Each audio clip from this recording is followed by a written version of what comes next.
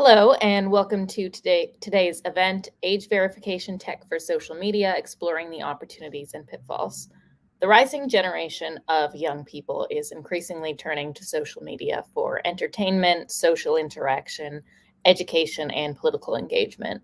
This has created countless opportunities, but it also comes with challenges, igniting debate on how best to keep kids and teens safe online.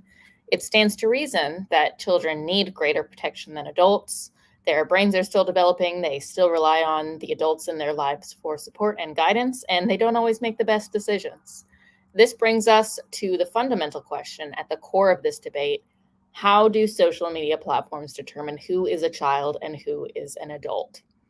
As we speak, there are multiple bills at the state and federal level that would require social media platforms to verify their users' ages. Utah and Arkansas have already passed laws that include such requirements. But there isn't yet a consensus on how platforms should accomplish this. There are many options on the table, and each comes with its own benefits and limitations. And that's exactly what we're here to discuss today. My name is Ashley Johnson, and I'm a senior policy analyst for the Information Technology and Innovation Foundation. Very quickly, I'd like to welcome everyone watching online. We'll be taking audience questions near the end of the event. So if you're watching on itif.org, on YouTube, or on LinkedIn, please follow the link in the description, and don't forget to subscribe to our YouTube channel and turn on notifications if that's where you're watching. Joining me today to talk about age verification, I have Yellen Lee, Chief Product Officer at Onfido, a company that provides online identity verification services for over 900 companies around the world. I have Nicole Sod-Bembridge, Associate Counsel for NetChoice, a trade association that works to make the internet safe for free enterprise and free expression. And I have Scott Brennan, Head of Online Expression Policy at the Center on Technology Policy at UNC Chapel Hill, which seeks to craft public policy for a better internet. So first, I want to thank you all for being here and give you an opportunity to introduce yourselves and your work related to online age verification. Yellen, if you want to get us started. Hi, everyone. Thanks, Ashley. So I'm Yulin Lee. I'm the Chief Product Officer at Onfido. We are a global identity verification company, and we provide technology which enables our clients, who are businesses, to be able to verify the identity of their users online using things such as documents, databases, fraud techniques, and biometrics. So we work with all sorts of businesses in many industries, including financial services, transportation, gaming and gambling, healthcare, and various others, which we'll be probably talking about later. Nice to meet you all. Nice to meet you. Nicole? Hey everyone. Firstly, thanks so much for having me. I'm really excited to be part of this discussion today.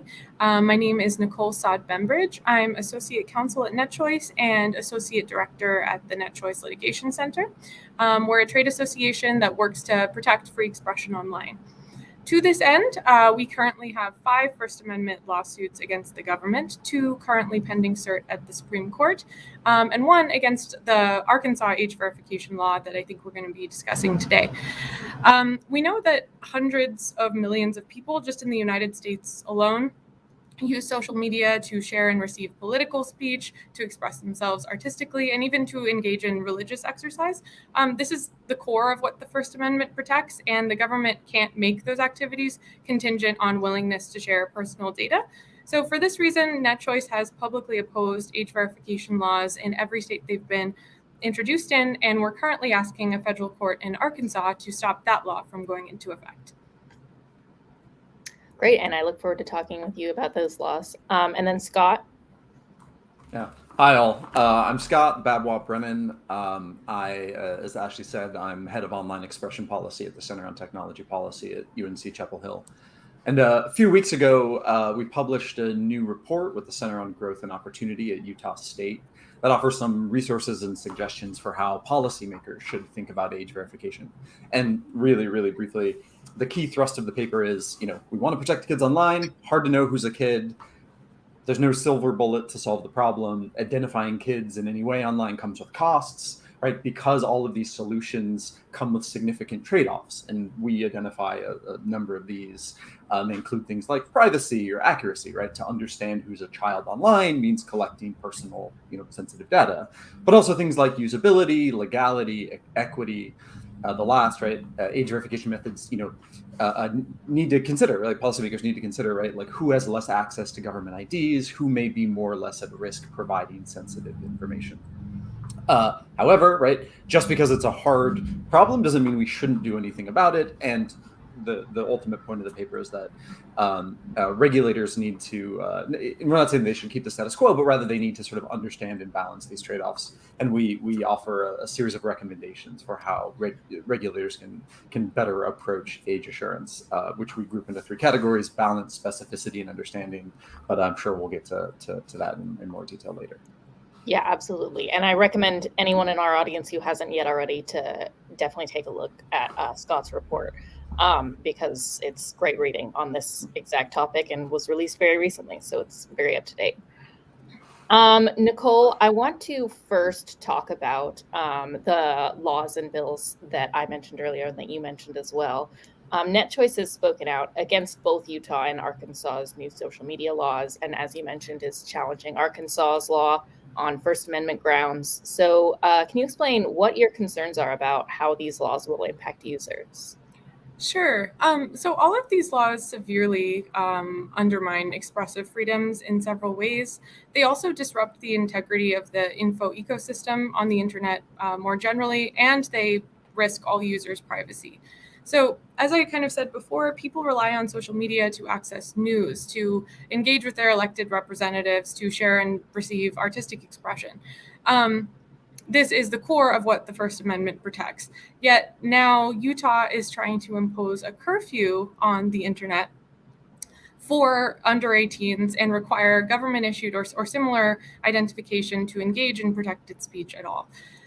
This imposes a really significant barrier to exercising those rights.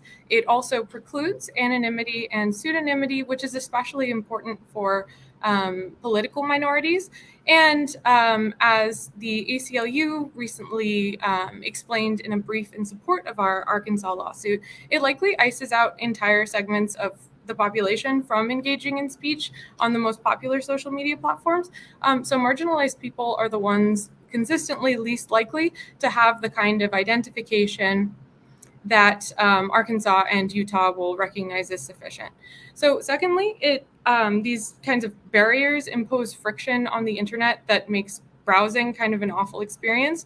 Research has shown that when you require entry requirements in order to share and receive speech online, users leave pretty quickly. So what this is going to do is make the websites that these laws apply to pretty unattractive and even unviable for users.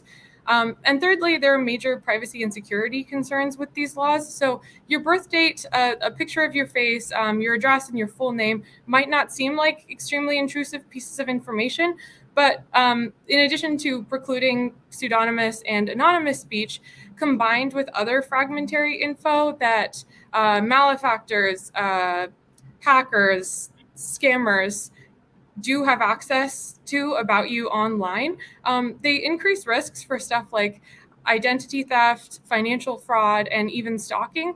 These laws will provide a new angle for malefactors to harm you with sensitive data they've been able to extract. And even the best technology available is not foolproof. There's regularly examples of massive data breach, even with the best tech available, certainly with the federal government. Great. And speaking about the federal government, goes perfectly into what I want to ask you next. Do you have similar concerns about legislation that is facing Congress, such as the Protecting Kids on Social Media Act? Yeah, so the Protecting Kids on Social Media Act is actually much worse in several respects than Arkansas and Utah. So firstly, it covers much more for speech. Utah and Arkansas basically just cover the most popular ones, which is bad enough.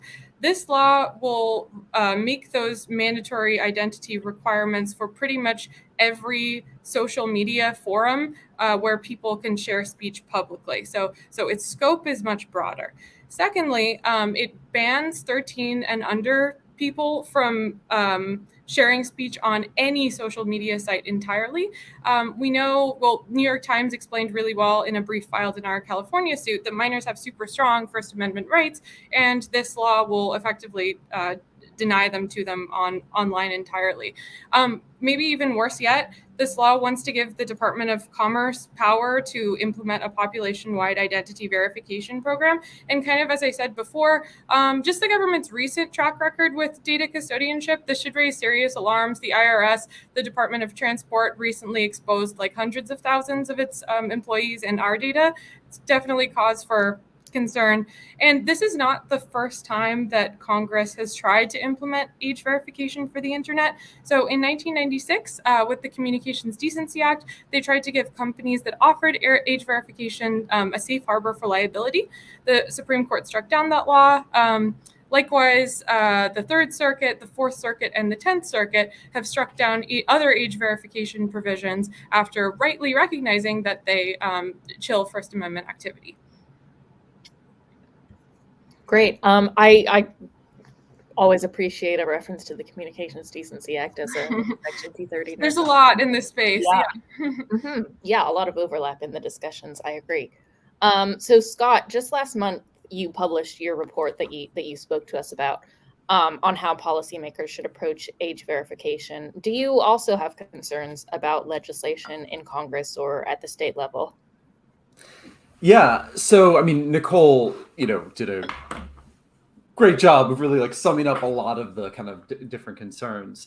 But I guess I'll just say, first, we have to separate, right, the concerns that we may have about the bills themselves and the provisions they have around, for example, in Utah, like requiring parental consent, and the way that they handle age verification or age assurance. And, the recommendations that we offer in the paper are, in a sense, sort of attuned to some of the concerns we have about the way that these bills handle the age assurance component of the law. And so, again, our three categories, right? Balance, right? Like, I think the big problem here is that a lot of these bills don't seem to just acknowledge that this is actually kind of a hard problem and that there are these trade-offs that we need to consider, right? In a lot of the bills, there's a minimal reference, right, to like the actual techniques that platforms should be doing to do age verification, right? We just say like, use government IDs or any commercially, available form. Again, like we think it's really important, right, that policymakers do a better job of actually considering the sort of trade-offs here. Second, specificity, right? Like, so for example, the Age Appropriate Design Act in California, right? It's this risk-based approach, but it doesn't do a very good job of actually laying out like what are the risks for the products and features that platforms use, and it makes it kind of hard, right? It may make it hard for especially smaller platforms to do the work of actually sort of assessing the risks of the platforms that they of the products that they offer, or things like in the Virginia bill, just as commercially reasonable method. What does that mean, right? Like a lot of these bills lack specificity. And then finally, understanding, right? There's kind of limited efforts to really better help us understand the problem. Now, I'll say there are some exceptions to that, especially in that last one around understanding, and not to sort of pervert the sense of this question, but I do want to just point out some of actually what I think legislation maybe not doing right, but is sort of on the right track here. And so I've identified like 5 things that I think are actually kind of good parts of some of these bills, because I know that we're going to spend a lot of time today talking about all of the problems of them.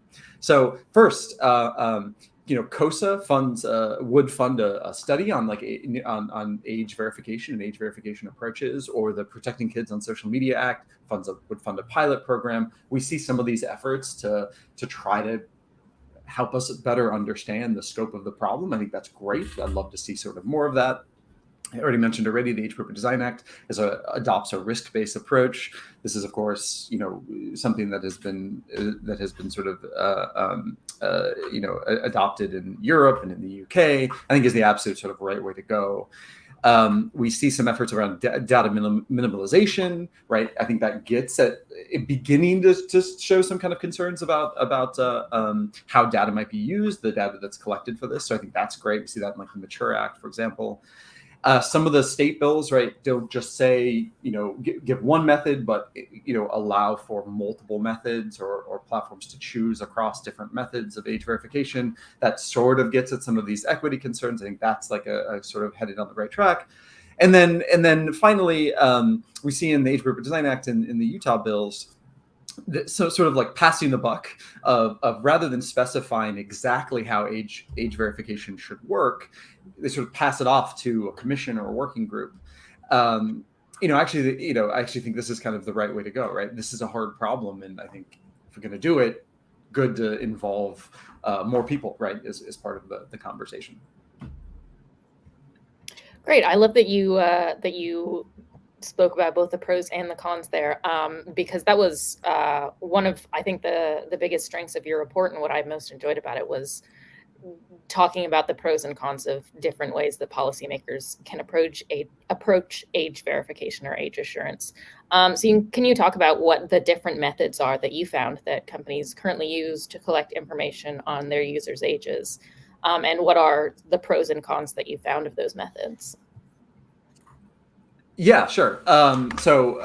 This is, of course, like a huge topic, and we could probably talk like for the rest of the day just about this one. But so really kind of quickly, we take all of the different, in the report, we try to fit all of the different like methods out there and force them into 4 different categories. So I'll go through those really quickly. First, age gating, or like self-declaration, where users just input their birth date or their age. This is probably the form that most of us are most familiar with. As you might understand, guess, not particularly accurate. It's very easy to get around.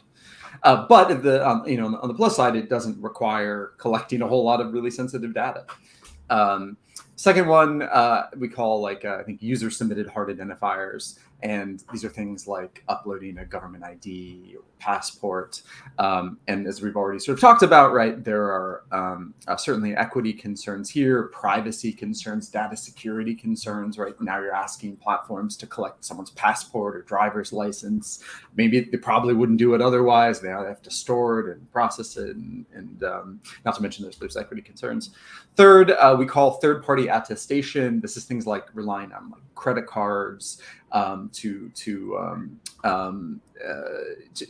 do age verification, and then finally inferential age assurance, which is like sort of class of types of approaches that rely on sort of like indirect measures, or so for example, some of the big platforms sort of have these algorithms running in the background that are assessing different signals, user content, behaviors, to try and make an educated guess about what the age of the user is. Or we see this in facial recognition. That's not quite right. Facial analysis software that based on someone's face tries to estimate their age. So I'll stop there. Great. And then, Elin, can you talk about or explain how Onfido helps companies verify customers' ages? What are some of the challenges that customers face in various different industries, not just social media, and how can technology currently solve those challenges? And so at Onfido, our age verification customers tend to be age-restricted services like gambling sites. So in states where it's legal, gambling is a huge industry, and operators need to be able to prove to the regulators that they're compliant with the age restrictions on who can access gambling services online. We also have customers in the transportation space that need to verify an individual has a valid driver's license, is who they claim to be when renting the car. And then also, given that the minimum age for car rentals for many of the companies out there is 25, we're also ensuring the driver is of that age or above. So our services are generally implemented at the point of onboarding. So users are asked to take a picture of their ID, and depending on the customer, they may also be asked to take a picture of their face. We run our checks to ensure that the ID is valid, and with age verification customers, we would also then use our OCR autofill solution to extract the date of birth from the document to ensure that the applicant is of minimum age. So it's similar to how a bouncer in a bar would check your ID, make sure it's a real ID, check that you're over 21, and that your birthday qualifies you as being old enough to access this service. The relevant age for the business really depends on the goods and services in question. So depending on the country, UK it's 18, I know US it's 21 for alcohol, that's a very commonly mentioned one. And so we also allow businesses, since that many of our customers are very international, to be able to configure these specific workflows to whatever their business needs are using our orchestration platform. So our goal is to use technology to enable businesses to operate entirely online while still maintaining high levels of security and privacy. I think from especially what Scott just explained in the US, there are multiple different methods. But what we see for some, there's also people using databases or like knowledge-based information to prove in addition to self-attestation. And that's predicated on what you know, less than who you are. I think from what we've seen in gambling and others, this was something that was more commonly used. Of course, like credit-based databases are pretty exclusionary because they require you to have a credit footprint. And then the what you know is very easily spoofed, especially if you're going to be doing something related to age, because you're getting information of someone you know who is older. This isn't even so much like identity of someone you don't know. And, of course, you've seen these challenges in mostly age-restricted industries or services you mentioned. Are there any unique challenges that you could foresee social media companies facing if they are forced to implement age verification, or if they choose to change the way that their age assurance works? And if so, what would you imagine those challenges might be? And so I think verifying the age of anyone without an ID is going to be inherently quite difficult, because government documents are the only way of proving you are your age right now in the system. And the difference between social media and I think some of these age-restricted services is the age. So most of the age-restricted services is 18, 21, 25, where people have some form of ID. A 13-year-old would not have a driver's license. They're not going to have a credit card. They're not going to have some other personally identifiable data that can be accessed in traditional means. And so instead, they're potentially having to deal with other new technologies such as like age estimation, which does present some issues just because age estimation inherently is not going to be exact. It's based on a confidence interval. Some of the market leading solutions have an error margin of about 2 years for between 13 and 19-year-olds. And given that this is a probabilistic thing, not a deterministic thing, then that is a risk or a barrier that companies adopting this technology will need to deal with, because you're not proving this person is 16. You're like, oh, I have a confidence of this level that this person is likely to be, which is a very different business that you're in. I think it sounds like one of the main challenges will also be agreeing like what is proportionate and secure verification. So in the UK, the proposed online safety bill leaves it to the business to figure out what is proportionate for you. I think in Germany, businesses have a more delineated choice of vendors that have been approved by their commission. And so one of the primary challenges here is about the uniformity of approaches, which then gets into, especially if you're dealing with under 18s, this idea of like privacy concerns with minors and their information. So at Onfido, we currently work with businesses, or we prove who you are in a deterministic manner for 18 and over, which is quite a different business to going into here's these people and estimating or working out their age without the traditional monikers of proving who someone is and how old they are. And a quick follow-up question based on just the fact that you mentioned that you work with companies from many different countries. I wonder if you see the companies that you work with face a challenge in whatever industry they're in, complying with different regulations from different countries. If there is a challenge to those industries that have sort of that international component to how they have to comply with a variety of different regulations. I think managing the international and regulatory complexity is probably one of the biggest challenges for businesses in a regulated space wanting to operate across a wider footprint. And we work with a lot of clients in that situation. And I think we actually did a survey, and like half our clients are going to be launching it or operating in a new country. And I think one of our value propositions is to try and simplify for this. So we built an orchestration platform so that clients can actually orchestrate these different flows, because actually almost every country is different, and it's becoming more and more so that way as like identity like regulation becomes more sophisticated, as other specific ones related to their industry, whether it's gambling, whether it's current, or whether now we're talking about social media as well. And it's definitely something that is incredibly complex for clients to manage. I think our goal is to help simplify that. Like the vision of Onfido is to help simplify digital identity for businesses. But I appreciate that regardless of where we stand in this, it is a very complex thing to manage across so many different countries who, as far as we can see, there isn't full uniformity across these countries, though of course underlying there's like common sets of standards regarding different components of it. Yeah, absolutely. I feel like almost all of these questions that I'm asking the three of you could be a full hour-long discussion all on their own, but I think the question of how social media companies are going to adjust to the new regulations that are coming about, not just in this country but around the world, is definitely something that hopefully I'll be able to talk about more in future discussions, since it's not completely exactly under the scope of what we're talking about today, but I felt it was important to mention it.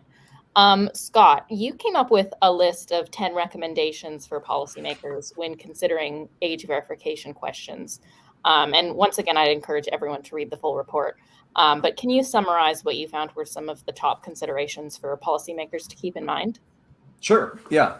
And so the recommendations, I like to think of them as a sort of like affirmative vision for like how policymakers can actually get involved in this space, recognizing that there's a lot of pressure on them to act here, right? There's a lot of interest in doing something in this space. So it's like try to identify like what could they do that would actually kind of be meaningful and legal. So as I said before, we group the 10 into 3 categories. So first is balance, and the idea is that regulators can sort of help balance the costs associated with different methods. And they can do things like we call for doing a cost-benefit analysis of potential legislation, or embracing a risk-based approach like we've seen in California. Second, specificity, and that's what it sounds like, right? They should be specific about the obligations, best practices, and trade-offs of the different age verification techniques. So, for example, here we call for a voluntary certification program run by someone like the FTC for third-party vendors, age verification vendors. This is to ensure, right, that like vendors are like using good practices with people's data, right? That they're processing and storing safely, that they're doing what they say that they're doing. We also call for sort of hinted at this before, but for again someone like NIST, National Institute of Standards and Technology, to offer guidance on the risks associated with different online products and features, right? So pulling together all the existing research or work that's been done to offer some, like a resource for companies to do the work of assessing the real risks that their platforms or their products pose. And then finally, understanding. Regulators can facilitate research about the different age assurance methods and technologies and the impacts they have in practice. And so, for example, we call for experimental approaches, including something like sandboxes, right, where platforms can test out different approaches, or for supporting, for example, research to compare across the existing sort of state models here. A lot of people talk about like a patchwork, that we're seeing this like growing patchwork of state legislation. That may be true, but it also could be an opportunity, right, to better understand how different sorts of types of regulations actually work out in practice. And so federal governments should fund a study that actually compares them. So yeah, these are the 3 big buckets, and we have a couple others kind of within each one of those. Yeah, definitely. And then, Nicole, do you have any recommendations for how you would say that policymakers should approach child privacy and safety online without running into some of the issues that you found with Utah and Arkansas and other problematic approaches? Yeah, so first I'd like to say that I really think everyone is concerned with children's safety and privacy online. It's certainly not just the folks that support these age verification measures. To answer that question, though, Ashley, I'd love to talk about safety and privacy differently. So everyone's concerned with children's well-being online, but I think it's so critical to not let politicians get caught up in this kind of do something disease that'll end up violating everyone's First Amendment rights, undermining our privacy, and ultimately fail to even address the legislation's purported aims. We need to remember that we've seen this kind of thing before, these well-intentioned generational anxieties before. A few examples. In 2011, the state of California banned the sale of certain video games to minors on account that they were suspected of stimulating violent behavior in youth. The law went up to the Supreme Court, which struck it down on First Amendment grounds and also severely cast into doubt the premise underlying the law. Before that, in the 1990s, it was hip hop and metal music, previously Dungeons and Dragons, comic books, World of Warcraft. And if we go back to the turn of the 20th century, there was even an effort to regulate the teddy bear out of fear of declining family values.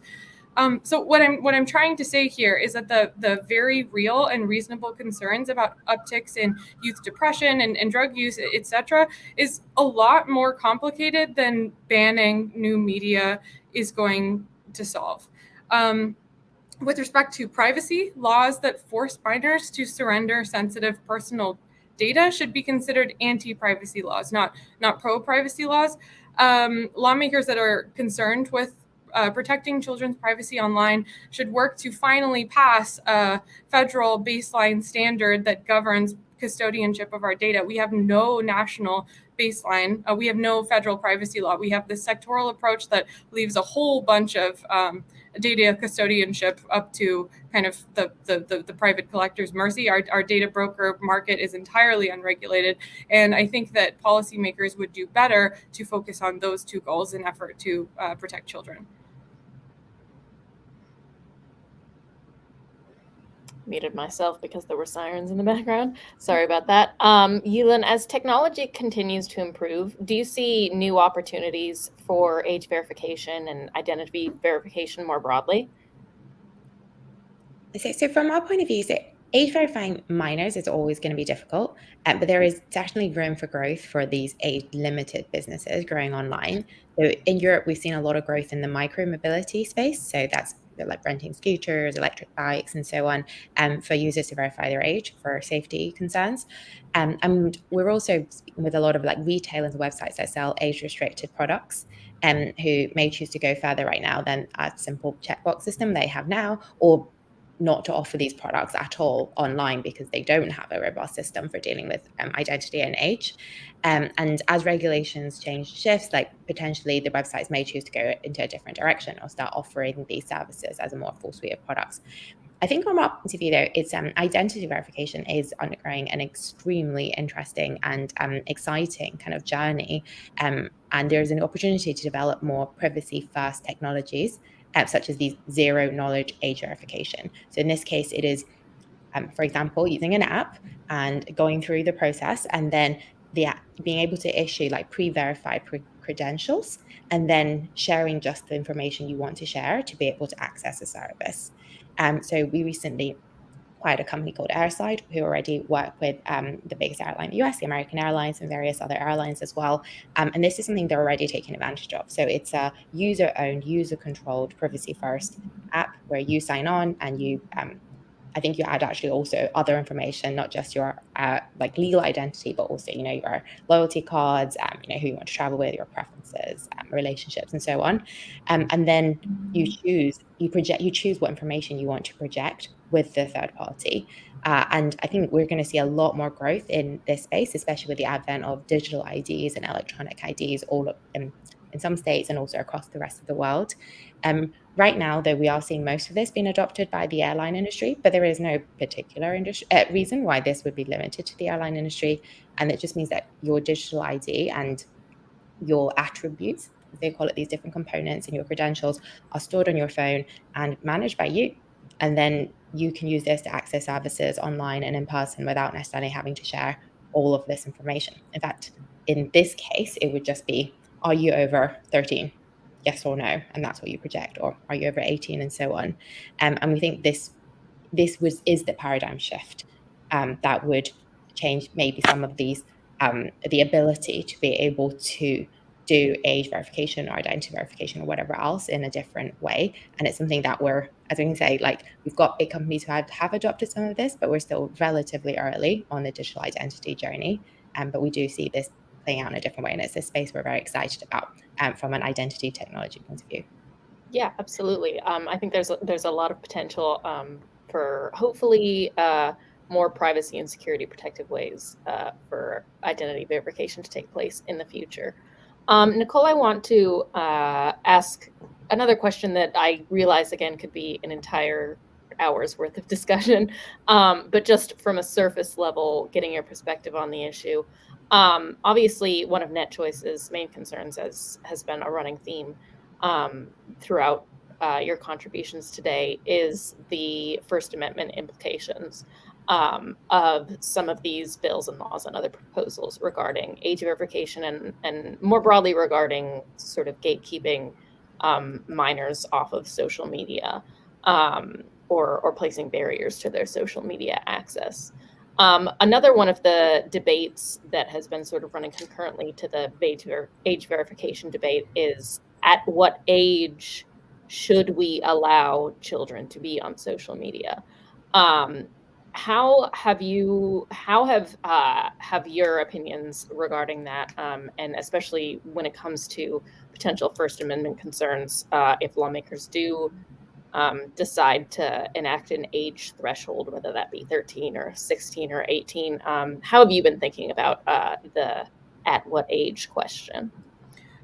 Yeah, so kind of like with the examples that I brought up before, like with California's previous effort to restrict video games to minors that was struck down, I really don't think that bans are the way forward. I think these are sensitive, complex issues, and I believe that youth deserve a nuanced and careful answer, not another knee-jerk reaction. So I don't think the First Amendment tolerates any kind of complete age group ban, and I certainly wouldn't support it. But Ashley, I'd also like to add something, one more thing from your recommendations question that I forgot to add.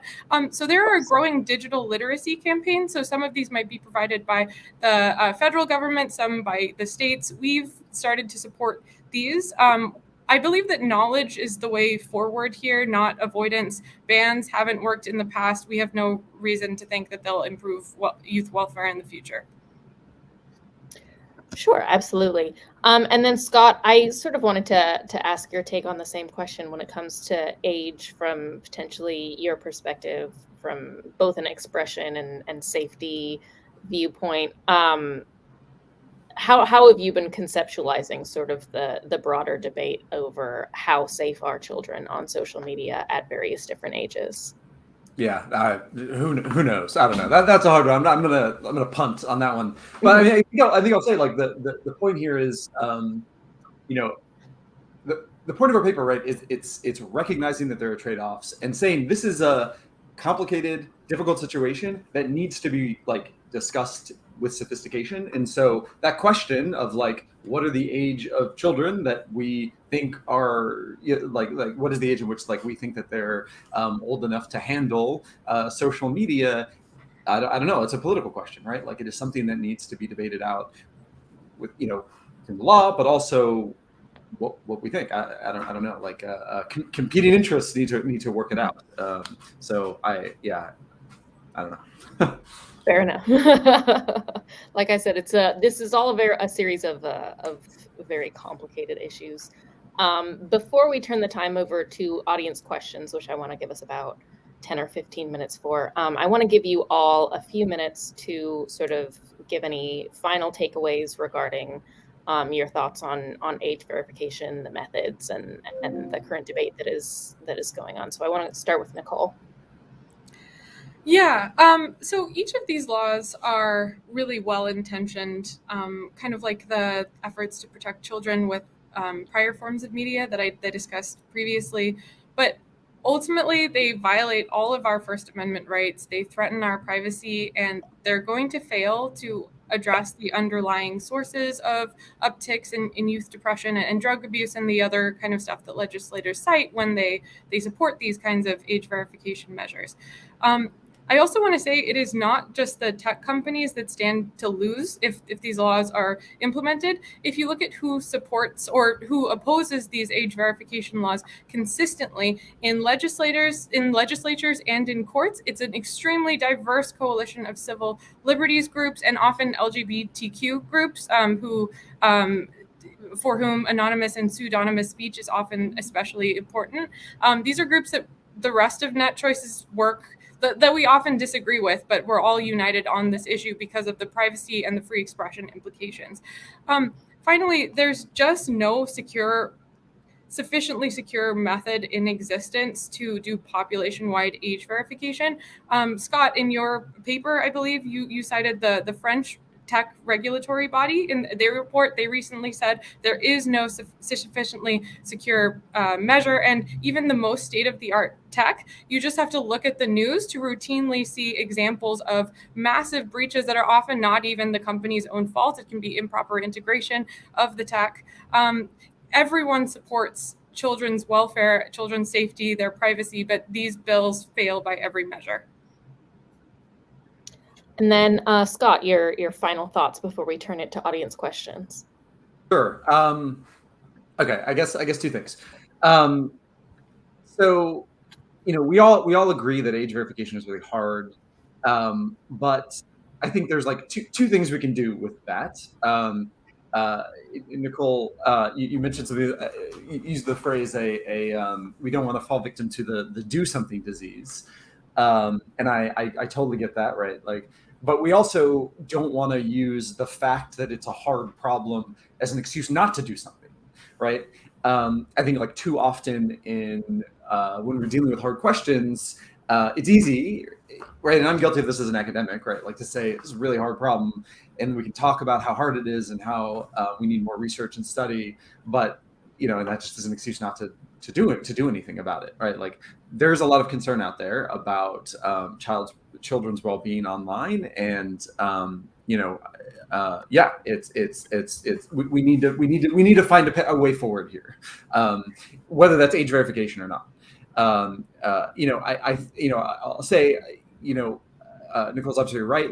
There are none of the methods out there are perfect, but I think we have to recognize that the downsides of existing methods might be worth it, or politicians might think that they're worth it, right?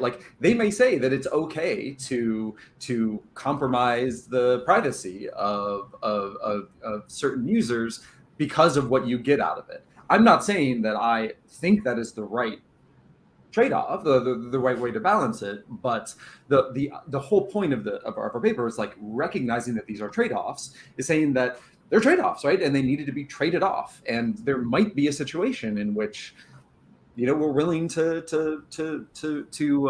we think that, or politicians think that the downsides are worth it. All I can sort of say with certainty here is that I strongly believe that having a better sort of sense of what those trade-offs actually are, and a better understanding of how these techniques are actually used in practice, or the impacts that they have, is sort of essential to doing that work of actually accurately balancing those trade-offs. If I could, really quick, I just wanted to say I completely agree with Scott that we, as private individuals and the government, shouldn't be punting on hard problems because they are difficult, but civil liberties cannot be the price of solving the problems. Yeah, absolutely. I think that's been consistently NetChoice's stance on these issues, and it's been really good to see all your work and your colleagues' work on those issues. And then finally, before we turn over to audience questions, Elin, what are your final takeaways or thoughts or anything that you want to make sure that you share?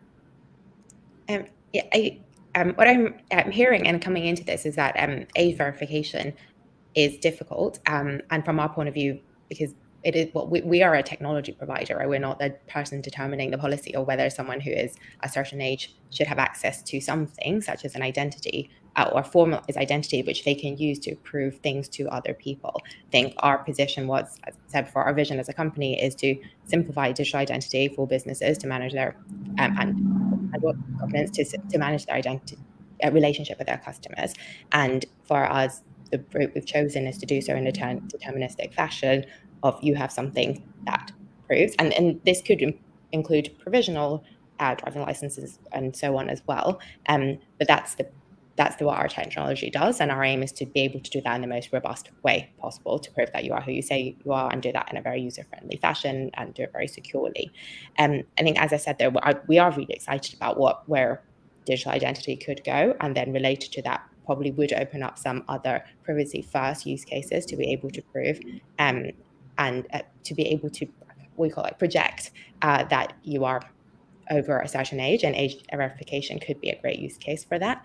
But as we are still relatively early on this journey, but it's an incredibly exciting journey because that we use technology and zero knowledge age verification methods to be able to then use for this use case.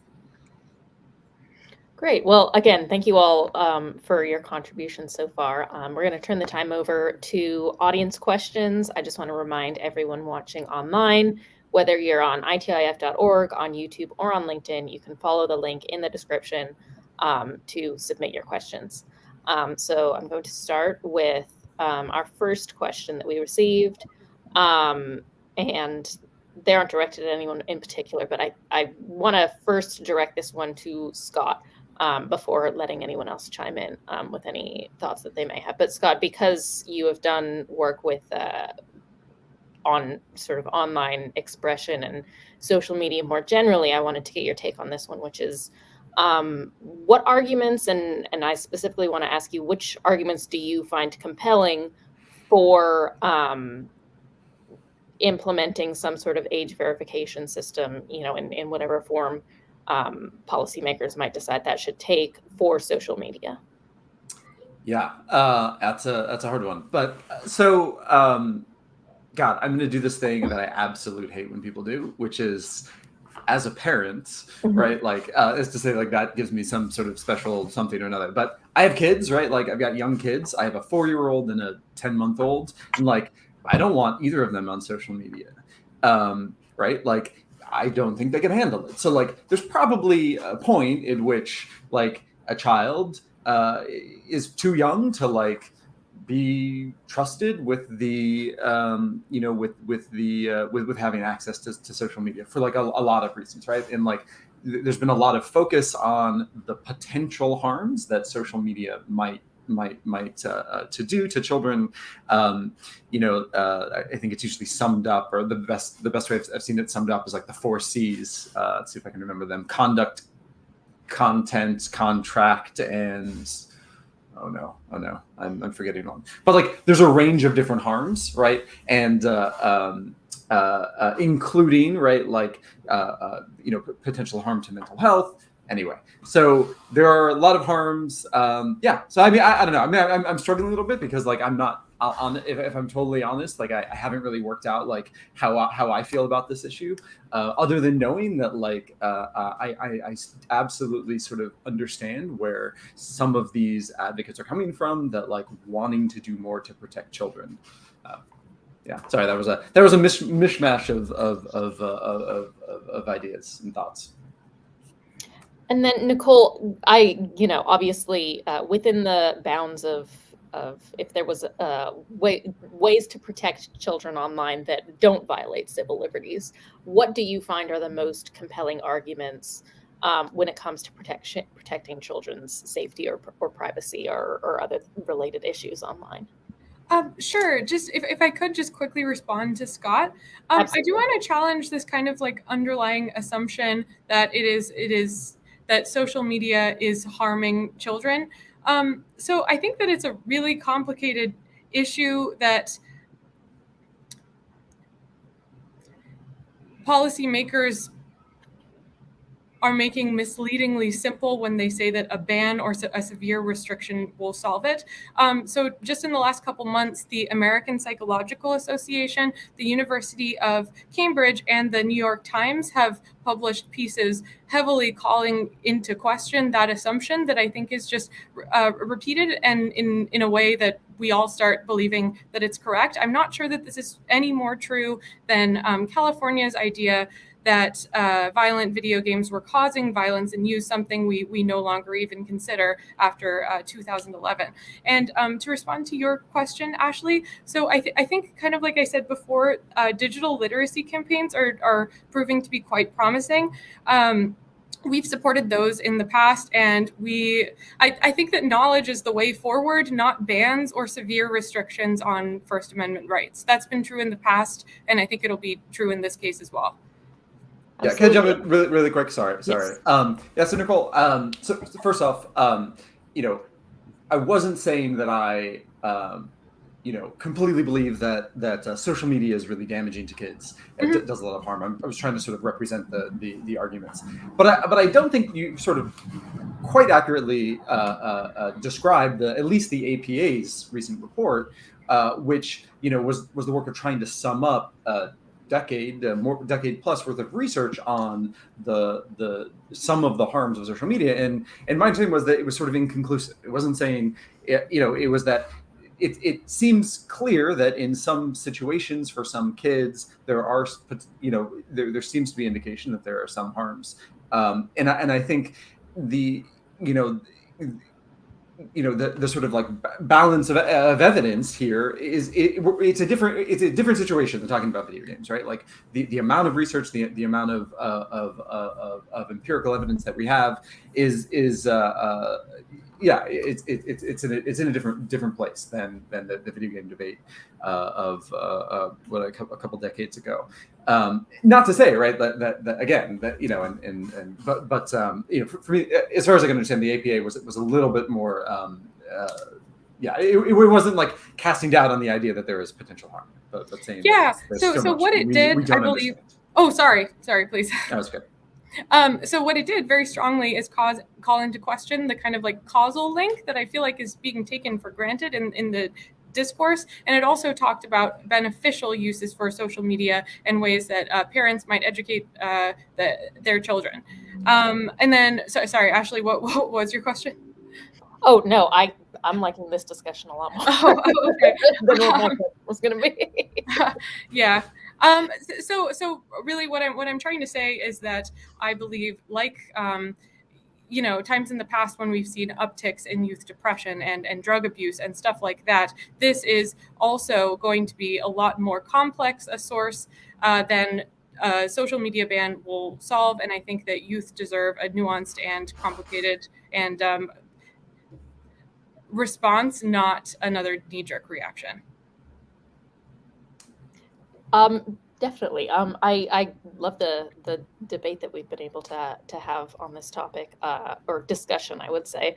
And I particularly like that one theme that has come up that is something that I have been thinking especially about this issue lately is something that Scott pointed out, which is that we do have a fundamental lack of research on this so far because social media is such a new phenomenon. The studies that Nicole made mention to have all come out relatively recently, and most of them make the point that the findings are inconclusive so far as to the degree to which social media is both harmful and potentially beneficial for children under the age of 18. And so I think the push for more research and looking into this topic and more debate on this topic that I think Scott especially has highlighted the need for is very important here. I want to turn to another audience question. So far this discussion has been very US focused.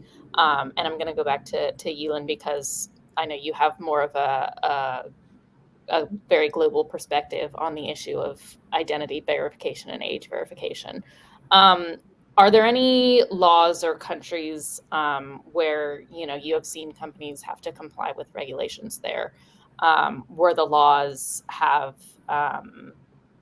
where they've been able to come into compliance with those laws sort of more easily, where the laws maybe have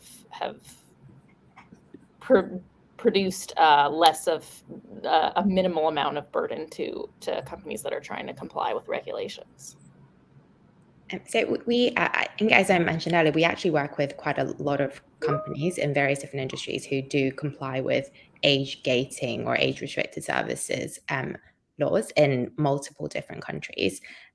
Whether that was gambling, online gambling, or micro-mobility, or transportation in other form, and so on. And of course, like financial services as well, right? Which like the age restrictions on getting a loan or other sort of common financial service use cases.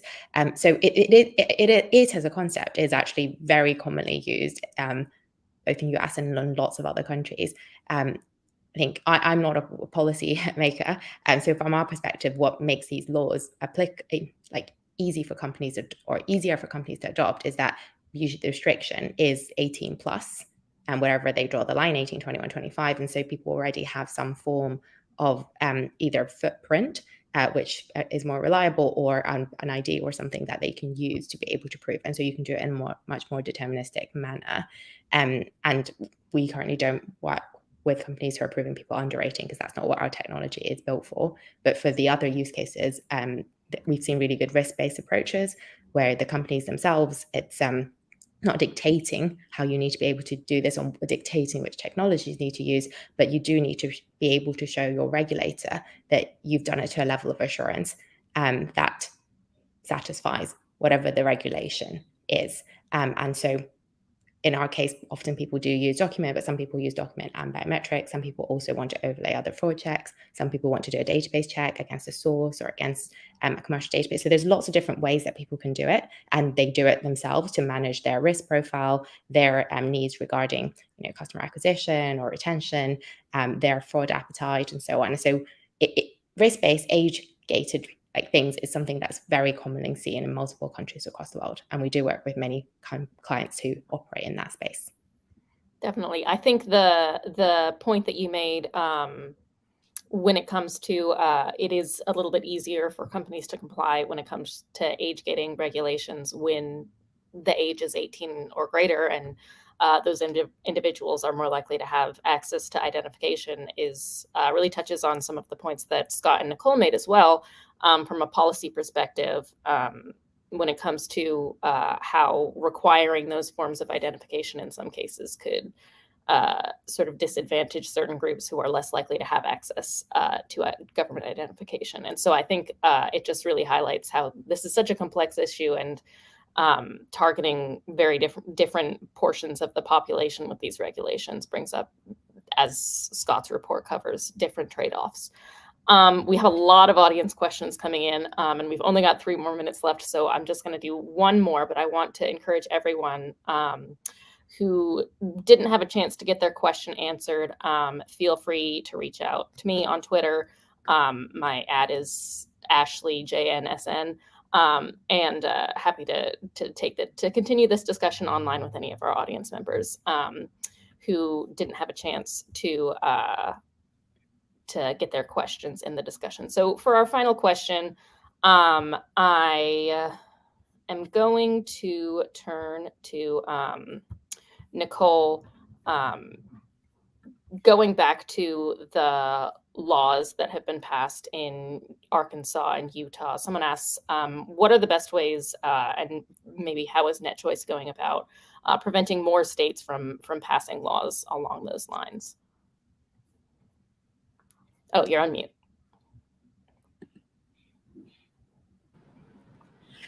Yeah, so we've been very active in state legislature. So every time one of these bills is introduced, to go out of our way to educate lawmakers about the inherent assault on free expression rights that these bills will necessarily require. Same with the privacy risks that are inherent in doing population-wide age verification, and we hope these efforts will be successful. Similarly, we also have a lawsuit over Arkansas's law. We're having our hearing for a preliminary injunction later this month. We hope to get that law enjoined, and a related law over an age assurance measure in California we're also hoping to enjoin. All right, well, we're just about out of time today. There was one more audience question asking about the American Psychological Association study that we were referencing. You can look it up. It's the Health Advisory on Social Media Use in Adolescence. So whoever asked that question in the audience, that's what that report that we were referring to was. And then, of course, once again, going to plug Scott's report on this topic via the UNC Center for Technology Policy. And I'm going to wrap up our discussion today. Unfortunately, we didn't get to all of our audience questions, but I think we still had a really great and lively discussion about this. And it's clearly not an issue that's going to be resolved neatly with a little bow anytime in the near future. And so there will be plenty more opportunities to discuss online and offline these issues. So I want to thank my three panelists for their contributions today. I want to thank our online audience. Anyone who, once again, wants to reach out to me, you can reach me via Twitter. Do any of the three of you want to plug any social media presence for our audience? I'll say the same that Ashley said. If you have any more questions, feel free to @ me. I especially like this question about how the laws are different from voting laws. So if anyone who asked that wants to @ me, I'd love to discuss that with you. Thanks so much for having me, Ashley. I really appreciated the opportunity to participate in this discussion. Yeah, absolutely. And all of our social media handles are on itif.org as well, on the event page. So we'll wrap that up for today. Thank you guys again, and thank you to everyone in the audience. It was a great discussion.